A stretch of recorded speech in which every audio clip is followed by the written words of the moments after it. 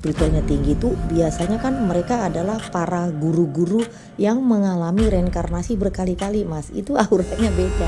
Mas melihat tapi jangan dengan mata tajam. Jadi kayak lebih mata yang agak menutup sedikit, diperhatikan jarak berapa senti dari kepalanya.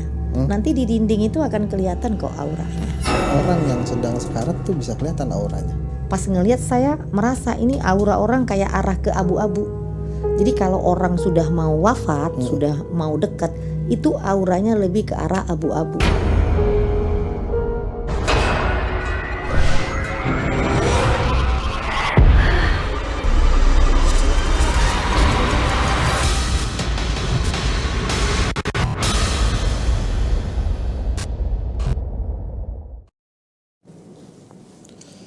Assalamualaikum warahmatullahi wabarakatuh. Selamat malam Sobat Kumis. Gimana kabarnya malam Jumat ini? Semoga dalam keadaan yang sehat walafiat ya, amin.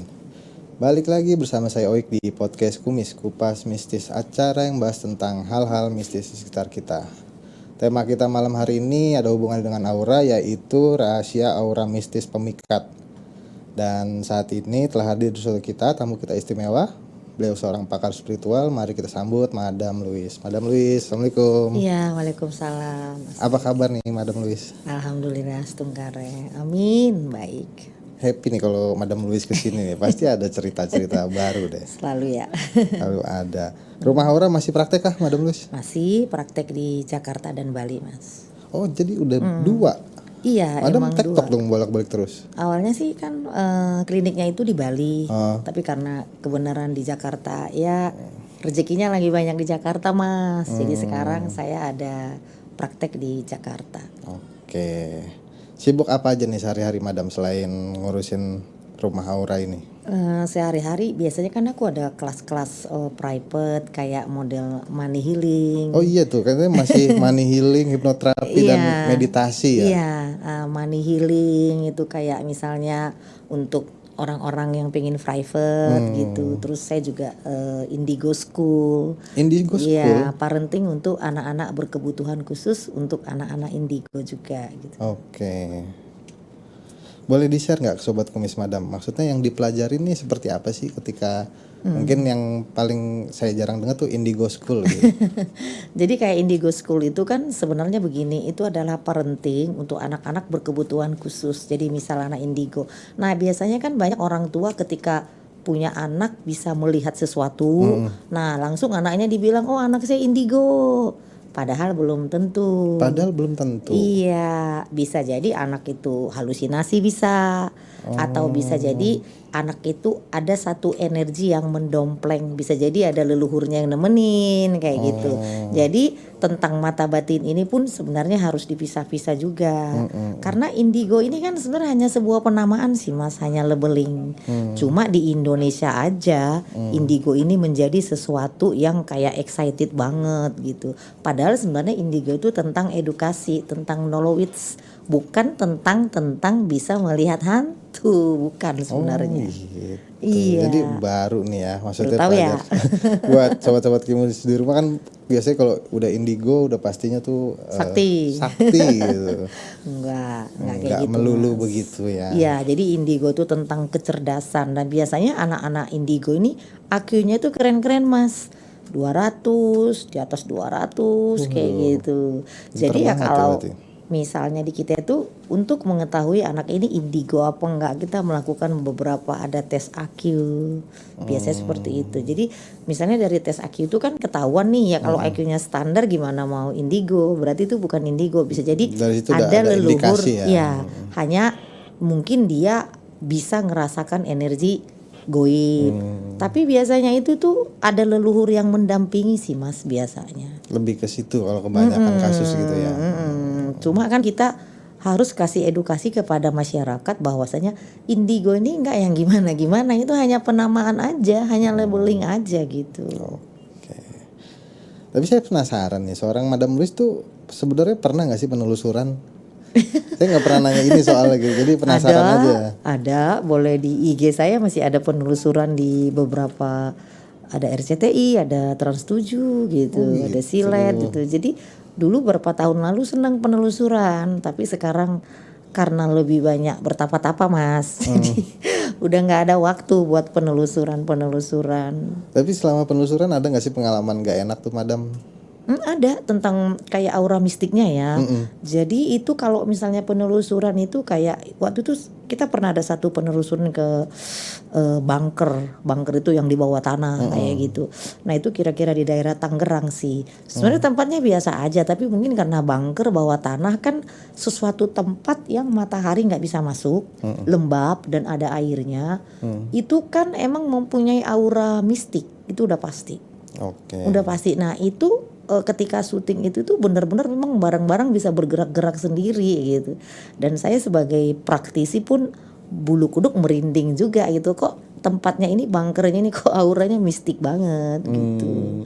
Jadi itu ada beberapa pengalaman. Terus ada juga beberapa kali syuting kuncennya itu malah lari sendiri. Jadi saat kita syuting dia kuncen tapi dia yang kabur karena ngelihat entitas lah gitu. Waktu itu kita ada penelusuran ke satu rumah yang dulu penghuni rumah ini bunuh diri kasusnya.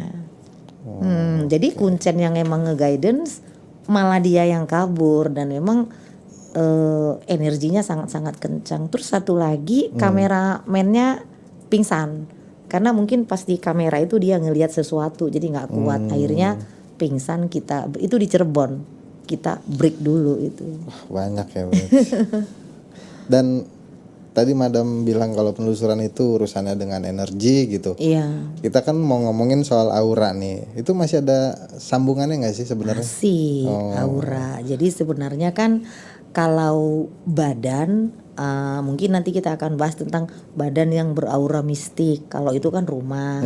Jadi sebenarnya kan mistik itu, aura mistik itu bisa di mana-mana aja, nggak mesti di tubuh kita. Nah, aura mistik bisa di tubuh, bisa di satu tempat. Nah, bisa juga kayak di pohon beringin gitu loh, yang di hutan gitu. Jadi di gua-gua. Nah, jadi aura mistik itu nggak hanya di tubuh manusia, Mas. Berarti memang aura itu ada di mana-mana gitu. Iya, di pusaka-pusaka itu paling banyak, patung-patung banyak. Aura ini kalau diartiin berarti lebih ke apa sih, daya tarik atau apa Madam? Jadi aura ini kan banyak sih kita ngambil dari sisi sainsnya ya. Kalau dari sains aura itu apa?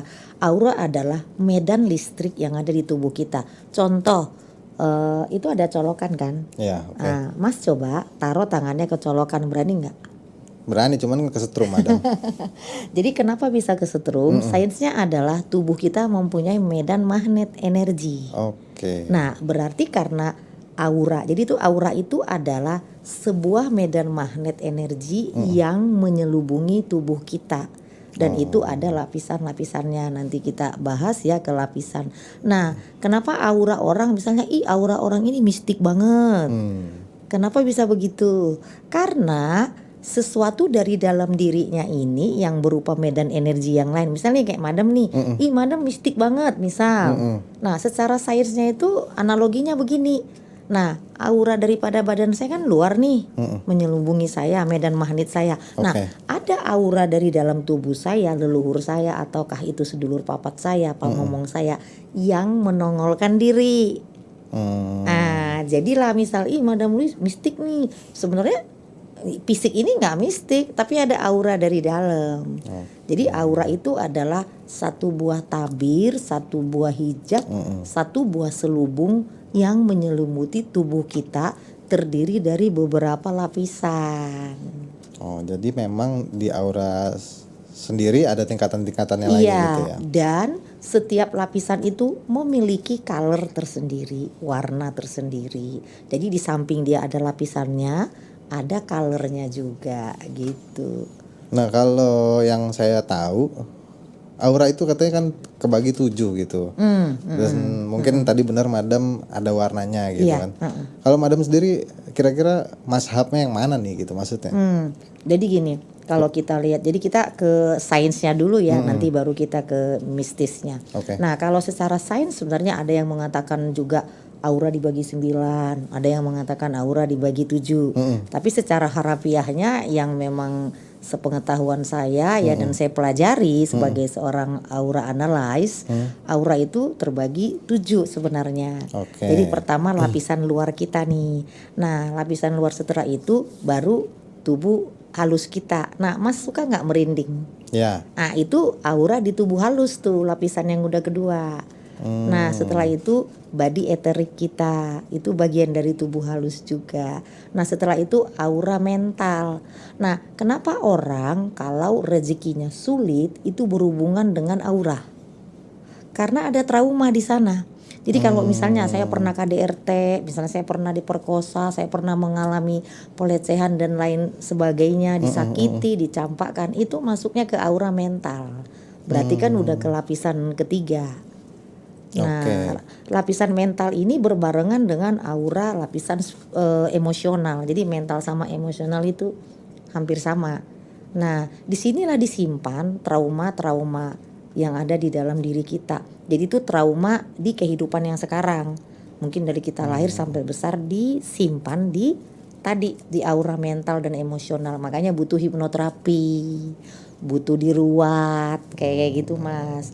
Nah setelah itu dari aura mental dan emosional masuklah ke aura spiritual. Jadi ketika orang pencapaiannya sudah mulai tinggi, contoh orang mulai puasa, orang mulai ruatan, orang mulai wening, suwung, macam-macam lah ya kegiatan aktiviti spiritual. Nah disitulah mulai kebangkitan spiritual. Kalau bahasa sainsnya itu awakening, kebangkitan.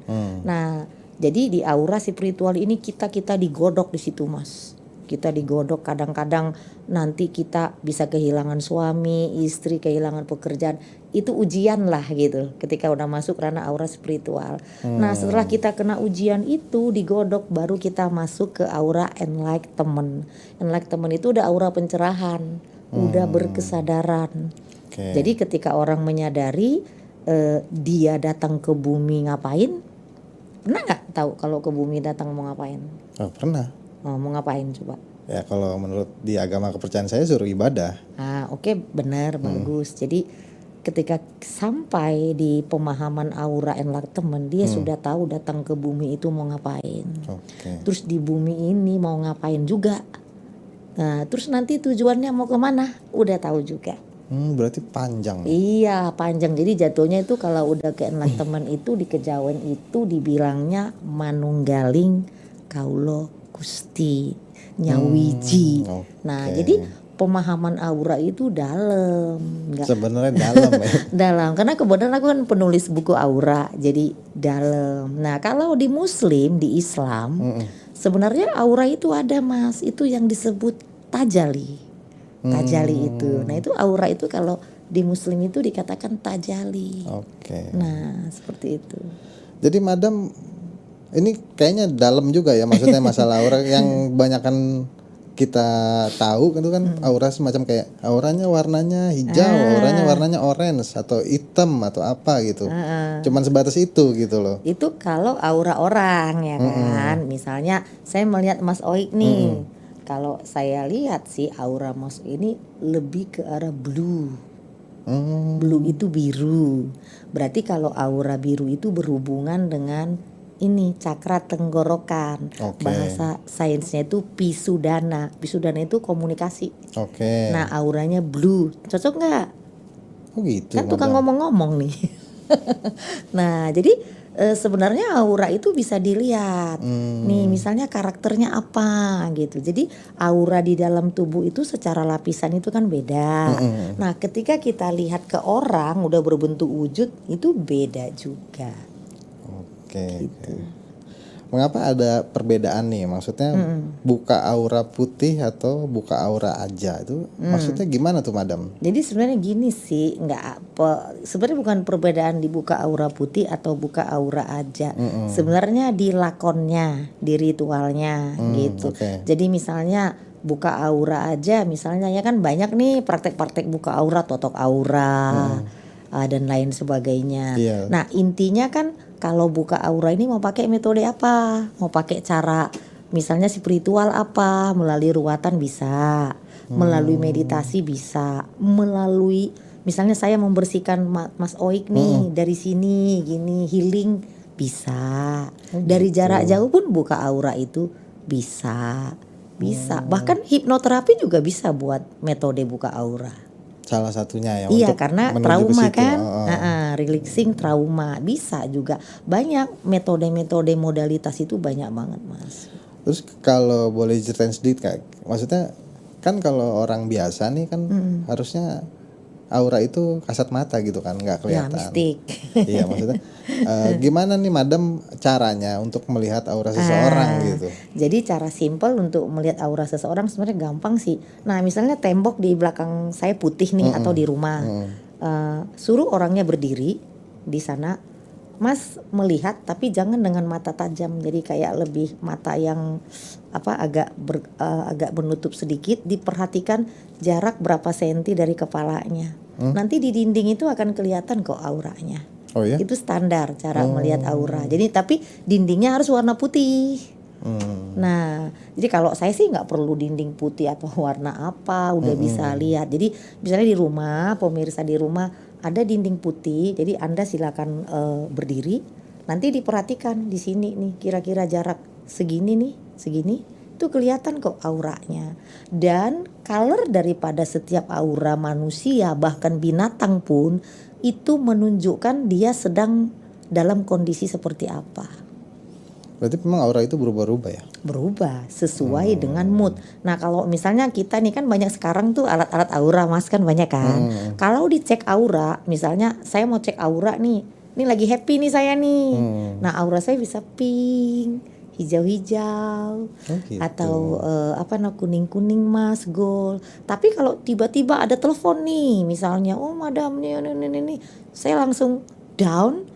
Itu dites 10 menit kemudian akan berubah aura saya. Nah itu aura dasar.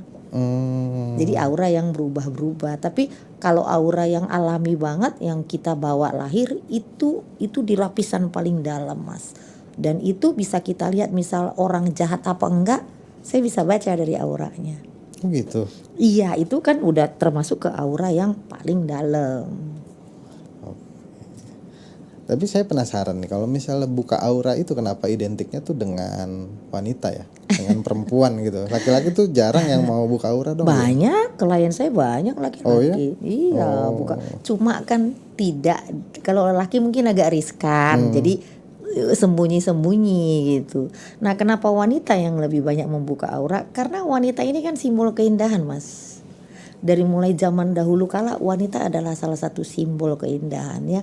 Jadi ya wanita-wanita selalu ingin dipandang orang cantik, apalagi artis, seorang public figure. Itu udah pasti wajib buka aura, udah pasti. Gitu. Karena aura ini bisa ngentengin jodoh, bisa. Kalau auranya bagus bisa rezekinya bagus, udah pasti. Tuh, jadi bersinggungan sih. Jadi aura itu bersinggungan. Tapi mungkin saya koreksi sedikit Madam. Maksudnya kita sendiri kan sudah punya aura itu kan. Udah. Dan buka aura itu maksudnya ke arah mananya tuh Madam? Nah, buka aura itu adalah kita kan dari lahir sudah ada nih aura yang di dalam. Nah, ada aura yang memang harus di-upgrade. Harus dibersihkan, yaitu tadi tertutup, terselubung oleh trauma-trauma, kesedihan-kesedihan. Jadi auranya nggak keluar.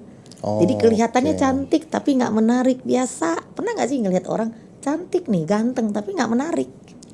Tapi ada orang kok biasa aja, biasalah gitu. Tapi kayaknya kok seneng lihatnya gitu. Terus kayak misal pernah nggak ke satu keramaian tiba-tiba ngelihat cewek biasa aja tapi pengen lihat terus. Nah itu karena auranya bagus gitu. Jadi memang banyak orang yang merasa ngapain sih buka aura, padahal itu penting banget. Banyak orang kok yang datang ke saya ketika rezekinya mampet, pas ketika di klinik udah dibuka aura itu langsung, madam saya tiba-tiba dapat rezeki ini pokoknya banyak hal-hal, kejadian-kejadian istimewa yang dia rasain setelah buka aura itu. Tapi selain untuk enteng jodoh dan mungkin rezeki. kerezekian atau mungkin salah satunya jabatan mungkin ya. Banyak jabatan. Biasanya juga seorang banyak. ingin orang datang ke Madam itu untuk buka aura, tujuannya apa lagi sih? Nah biasanya kan kalau orang datang ke saya itu buka aura, biasanya selain enteng jodoh yang paling banyak nih buka aura pengen disayang suami sih, biasanya pacar, dan ada pengen disayang bosnya gitu. Oh gitu. Banyak gitu. Oke. Ini ada pertanyaan, jika aura pemikatnya dibuka, apakah semua orang bisa melihat aura tersebut? Nah, jadi misal nih, kan ada macam-macam aura yang diminta. Jadi misal kalau yang datang ke saya tuh, Madam saya cuma mau mandi buka aura aja, itu kan standar. Oke. Nah, tetapi kan ada orang yang datang ke saya benar-benar, saya mau pasang aura pemikat gitu. Kan banyak tuh. Nah, kebanyakan saya kalau untuk pasang aura itu kan kebanyakan medianya air. Kenapa? Karena air itu bisa menyimpan memori doa. Air bisa menyimpan memori doa dan air bisa menyimpan aura yang kita sudah pasang di sana. Nah, ketika air itu diminum, kan tubuh kita ini hampir 75% itu air. Itu akan langsung keserap, Mas. Cepet banget keserapnya. Jadi langsung ke pembuluh darah, ke saraf-saraf kita itu. Jadi aura itu tergantung dari si klien ini datang ke saya mau untuk aura apa. Nah, kalau untuk aura pemikat sendiri kan memang kita udah punya air-air suci. Nah, contoh Mas, kalau Mas mau pengen di rumah nih, pada saat bulan purnama, Mas taruh air segelas, niatkan agar energi daripada air pemikat bulan purnama itu masuk ke dalam air, kasihin melati aja satu. Nah, paginya diminum, dibacakan mantra. Nah, itu jos Mas. Itu salah satu menjadi air pemikat yang jos juga, apalagi dibarengi dengan puasa daripada wetonnya sendiri gitu. Tapi mungkin timbul pertanyaan gini Madam, maksudnya yang tadi Madam jelaskan itu aura itu berubah-ubah. Nah ketika memang sudah dibuka, apakah akan berubah-ubah lagi dengan kondisi keadaan si pasien itu sendiri gitu? Nah, kan biasanya kalau buka aura ke saya kan ada doa tertentu setiap malam yang harus dia bacain supaya menstabilkan aura itu gitu. Nah, kalau misalnya dia nggak menjaga kestabilan dari perasaan, dari pikiran, ya pasti berubah juga Mas gitu. Ya ibaratnya begini, kalau misalnya rumah sudah kita cat, udah dikasih barang yang bagus, ya jangan dikotor-kotorin lagi kan kayak gitu. Karena badan kita ini kan termasuk rumah kita gitu. Ada nggak Madam ciri-ciri orang yang sudah buka aura gitu? Pembawaannya mungkin seperti apa gitu? Orang kalau yang sudah buka aura dan auranya sudah terbuka, ciri-cirinya, Mas mau tahu nggak ciri-cirinya apa? Apa? Ya seperti saya, coba ciri-cirinya gimana? Oke. Nah, ciri-cirinya itu adalah yaitu tadi. Jadi tapi biasanya nih ya kalau orang yang benar-benar auranya bagus sudah dibuka aura, seperti ada inner, seperti ada tajali itu ya, tajali itu cahaya. Seperti ada cahaya lain dari selubung wajahnya. Nah kalau saya, jadi saya kalau kemana-mana kalau ngeliat orang, ih aura orang ini bagus banget ya. Walaupun saya seorang aura analis ya, pakar aura, tapi pas ngelihat aura orang bagus saya, ih aura orang ini bagus banget ya. Jadi kayak mengagumi gitu. Jadi orang yang punya aura-aura bagus itu bisa dilihat kok dari pamornya itu. Nah jangankan orang Mas kayak keris. Keris yang punya aura mistik kan kelihatan dari pamornya. Itu beda. Orang Jawa bilang bedo gitu ya, langsung beda nih gitu. Nah sama orang-orang yang mempunyai aura mistik yang kuat itu pun ketika pertama kita lihat itu beda banget udah pasti itu. Ini sama nggak sih kalau mungkin kalau orang biasa itu bisa merasakan tuh ketika bertemu public figure yang biasa di TV, ketika bertemu aslinya, wah ternyata lebih ini ya. Iya, biasanya kan public figure itu disadari atau tidak disadari, mereka itu kan udah punya aura pamomong di dalam Mas. Mungkin dulunya menjadi orang besar atau apapun. Nggak mungkin menjadi public figure itu tiba-tiba, enggak. Emang udah jatahnya. Dan dia sudah punya aura pamor menjadi seorang yang terkenal, tapi mungkin bagiannya ya entertain. Contoh kayak saya di spiritual punya pamor sendiri gitu. Saya nggak cocok kali di bisnis lain, saya nggak cocok, saya cocoknya di sini. Jadi seperti saya pamor yang saya bawa ini pun kan sudah ada. Cuma dengan laku spiritual, laku olah batin ya lebih bagus lagi gitu. Tapi ada nggak sih Madam dampaknya seseorang tuh ketika sudah buka aura gitu ya? dampak negatifnya gitu, ada nggak? Dampak negatifnya ada kalau dia buka aura dengan ritual yang tidak benar, diiming-imingin kan biasa. Nanti kamu buka aura ini, lakukan ini. Padahal sebenarnya dia bukan buka aura, tapi bersekutu dengan jin atau bersekutu dengan energi-energi lain, banyak juga gitu.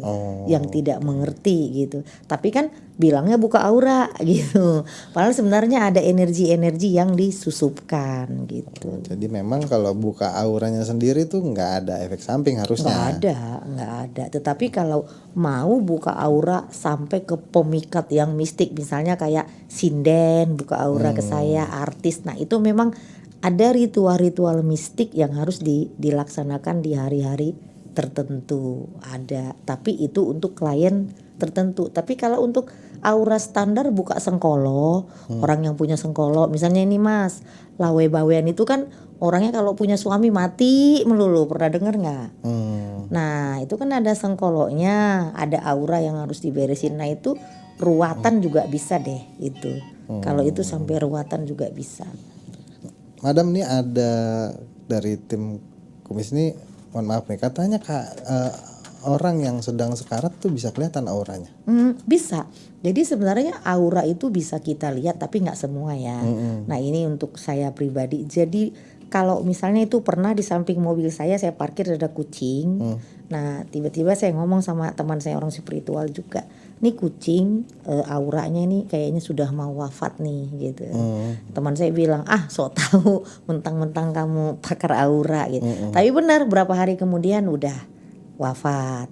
Nah terus ketika bertemu dengan ada beberapa orang itu saya ngerasa. Jadi kalau saya tuh ngelihat dan ngerasa kalau aura ya, mungkin karena setiap hari di pekerjaan ya. Jadi pas ngelihat saya merasa ini aura orang kayak arah ke abu-abu.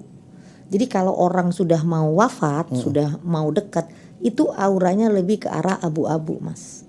Dan bedanya sama orang yang masih sehat walafiat kayak gimana? Kalau sehat walafiat kan lebih ke arah gold, pink, hijau, merah muda, nah gitu. Tapi kalau saya sudah ngelihat ada orang auranya sudah kayak abu-abu, dari coklat ke abu-abu, nah itu pasti dah ya maaf ya nggak lama lagi. Biasanya seperti itu. Jadi ke binatang juga seperti itu. Jadi kalau saya ke binatang itu kayak animal communication, kayak dari mata sih kalau saya. Kalau binatang itu dari mata. Kalau saya mata, terus ngelihat auranya gitu. Ini nih udah mau pergi. Nah benar, karena saya punya kucing sering meninggal dan saya udah tahu tuh kalau mau meninggal gitu. Jadi aura itu bisa kita lihat juga kepada orang-orang yang sakit nih, mau sakit. Tapi nggak semua sama kepada individu ya Mas. Bisa jadi saya melihat itu seperti itu kodenya ke saya. Nah praktisi lain ngelihatnya kode yang ke dia itu berbeda-beda lagi dari alam. Bukan begitu ya? Bisa. Tapi rata-rata kalau untuk orang yang mau meninggal auranya biasanya itu tadi udah abu-abu biasanya. Tapi apakah orang yang mungkin melakoni ilmu hitam itu bisa kelihatan auranya beda? Oh bisa Apa yang kelihatan warnanya? Bisa banget. Nah kalau misalnya ada orang nih ya maaf mungkin dia pesugihan ya. Rata-rata yang paling gampang tuh pesugihan, terus punya ilmu-ilmu hitam tuh kayak pelet-pelet yang nggak jelas. Itu biasanya kalau saya hodam yang di belakangnya berupa siluet itu bayangannya kelihatan sama saya. Jadi yang saya lihat bukan si fisik orangnya, ada energi hitam tuh yang langsung seret gitu.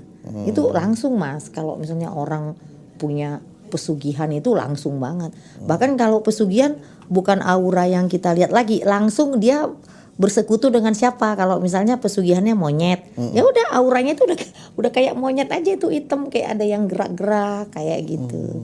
Jadi gampang banget sih gitu. Tapi ya nggak semua orang bisa, butuh latihan sih untuk lihatnya. Dulu juga saya awal-awal feeling aja, berhubung makin lama sering buka aura dan emang pekerjaan saya di situ, jadi lebih peka deh ngelihat auranya gitu. Nah kalau ada, Madam kan mungkin termasuk sesuatu yang mengerti misalnya reinkarnasi itu seperti apa ya maksudnya? Betul. Reinkarnasi itu ada auranya juga katanya atau gimana? Hubungan reinkarnasi dengan aura. Jadi begini, Kalau misalnya kita bertemu dengan para tokoh-tokoh spiritual, contoh Dalai Lama, ataupun orang-orang yang masih hidup-hidup sekarang yang spiritual, yang spiritualnya tinggi, itu biasanya kan mereka adalah para guru-guru yang mengalami reinkarnasi berkali-kali, Mas. Itu auranya beda. Auranya beda. Jadi kalau misalnya saya ketemu tokoh-tokoh spiritual, mungkin Habib juga bisa ya, dari kalangan tokoh agama, bahkan dari kalangan misalnya presiden atau siapapun. Nah, mereka itu mempunyai aura yang agak berbeda karena mereka sudah pernah mengalami reinkarnasi berkali-kali dan itu auranya agak beda. Biasanya saya ngeliat auranya itu tuh kayak putih keping-pingan kayak gitu. Nah, itu tuh udah innernya udah like banget ya. Jadi inner soulnya udah like banget. Jadi itu bisa beda. Jadi kalau misalnya saya datang ke acara-acara spiritual, pas ngelihat gurunya gitu ya, wah ini auranya bagus banget. Kita langsung merinding tuh, Mas. Itu biasanya dia sudah mengalami beberapa kali kehidupan dan mungkin datang ke dunia ini ya masih ada misi yang harus dijalankan gitu sih. Nah kalau penjahat ada auranya nggak gitu? Nah, mungkin iya, maksudnya Ada, Mas. kan kalau ada mungkin orang mau niat jahat sama kita bisa tahu. Salah satunya kayak gitu bukan?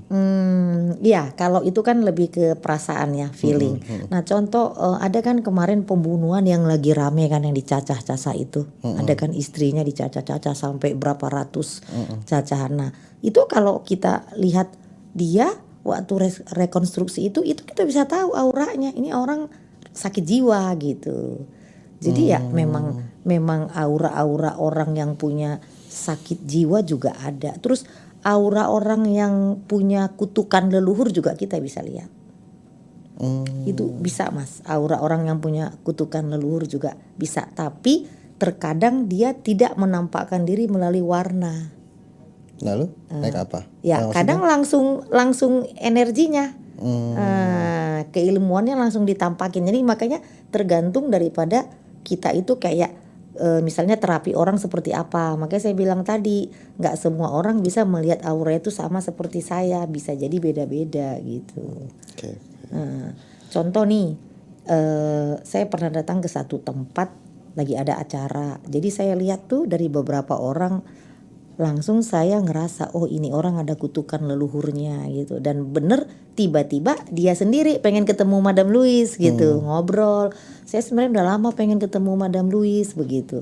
Nah itu kan sesuatu yang nggak memang kita duga-duga. Saya mau ngomong, dia juga pengen ngomong. Nah akhirnya saya langsung ceritain ke dia, tadi ngelihat sesuatu, apakah maksudnya dari sisi laki keluarga udah beres belum. Nah dia bilang memang dari mulai dia, ibunya sampai ke kakeknya itu selalu ada masalah yang belum beres. Nah itu sebenarnya itulah yang dikatakan kutukan-kutukan yang masih berjalan, sumpah-sumpah yang masih berjalan. Nah itu mempengaruhi aura kita juga, Mas. Oh berarti memang bisa kelihatan ya sebenarnya? Bisa banget. Terus kalau ada ceritanya nih, misalnya di internet kan banyak ya, di dunia maya tuh jasa buka aura sampai maksudnya ada produknya segala gitu, maksudnya 200.000 kayak kapsul atau apa gitu. Itu menurut Madam gimana ya? Ya sah-sah aja, cuma powernya kuat apa enggak kan gitu.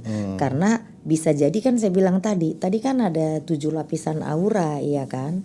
Tadi body luar kita, body halus, body eterik, terus apa tadi, aura emosional, aura apalagi tadi itu mental, aura spiritual, sampai ke aura enlightenment ya yang tadi manunggaling. Nah kalau misalnya ada orang beli dari internet nih misalnya, oh ini kapsul aura diminum, apakah itu auranya terbuka? Bisa aja, tapi sampai ke lapisan aura mana yang diberesin itu loh, Mas. Bisa jadi kan hanya masih aura luar. Ya. Nah kalau misalnya dia punya masalah kutukan leluhur, itu kan tersimpan di mana, di aura lapisan mana.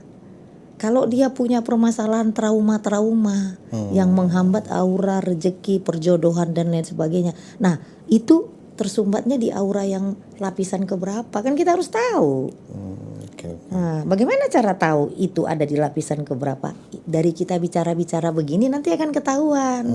Jadi saya bisa treatment, oh nih sumbatan auranya karena di sini, di lapisan ini. Jadi ini yang harus saya benerin, dan itu harus step by step dari aura luar sampai tubuh halus, tubuh eterik, emosional, itu step by step dibenerin, nggak bisa langsung ke dalam, nggak bisa. Oke. Tapi ada ritual khusus madam, misalnya ketika ngejalanin ini selain tadi caranya tuh step by step. Ritual khususnya dalam artian mungkin ya mandi kembang ataupun apapun. Ada. Jadi biasanya kita cek dulu pertama ya, misalnya Mas Oik datang ke saya, cek dulu dari hasil-hasil kita udah perbincangan itu, nanti ada resume yang harus, oh masalahnya di sini. Setelah masalahnya di situ, nanti biasanya saya melakukan treatment bisa melalui hipnoterapi dulu, relaxing dulu untuk ngeberesin sumbatan-sumbatan tadi. Bisa pakai healing, bisa pakai kekuatan energi batin saya kayak gitu. Setelah itu baru kita melakukan mandi aura. Dan mandi aura ini pun berbeda-beda kebutuhannya, nggak sama mas sesajinya. Kalau untuk mandi aura cuma untuk ngebersihkan aura sengkolo biasa, nah itu simple, bisa cuma kembang 7 rupa. Tapi kalau memandikan aura kita membuka sampai kutukan leluhur, sumpah-sumpah yang masih berjalan, ataupun ada dulu pesugihan atau persekutuan dengan energi lain. Nah itu kan harus sesajinya harus lebih mantap lah, lebih beda, itu lebih banyak lagi. Dan biasanya ada tumpengan. Kenapa ada tumpengan? Ada penghormatan kepada leluhur kita. Jadi kita kan makan dan minum di tanah Nusantara, jadi ya harus memakai tata cara Nusantara juga gitu. Oke. Boleh tahu madam kisaran tarifnya gitu kalau misalnya buka aura itu kalau di madam berapa sih? Sebenarnya di aku tuh ada dua treatment sih mas. Yang pertama, kalau orang datang ke saya, apakah dia sebagai klien untuk buka aura? Yang pertama. Yang kedua, apakah dia praktisi pengen menjadi master aura? Karena banyak juga yang ke saya bukan mau buka aura, tapi belajar untuk buka aura. Menjadi seorang praktisi pakar aura gitu. Karena saya berharap di Indonesia akan banyak aura analis, pakar-pakar aura seperti saya gitu. Nah biasanya kalau yang datang itu, kalau masalah harga tergantung daripada seperti tadi berat tidaknya kasusnya. Kalau misalnya kasus-kasus standar ya biasanya ya gampang lah mas gitu. Atau nggak ada uang ya beli sendiri dah.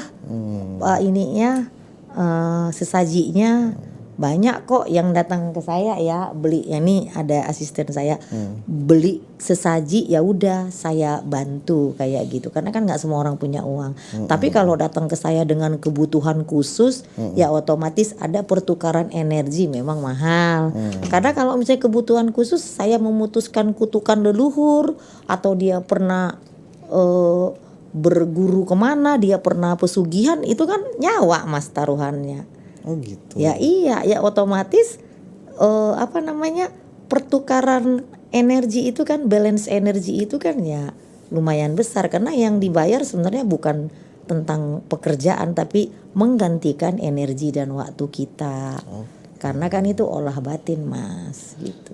Tapi bisa diceritain sedikit nggak madam? Artinya kendala atau seberapa lama madam itu membersihkan aura seseorang gitu? Nah terkadang ya agak sulit membersihkan aura itu kalau orangnya nyenyel gitu.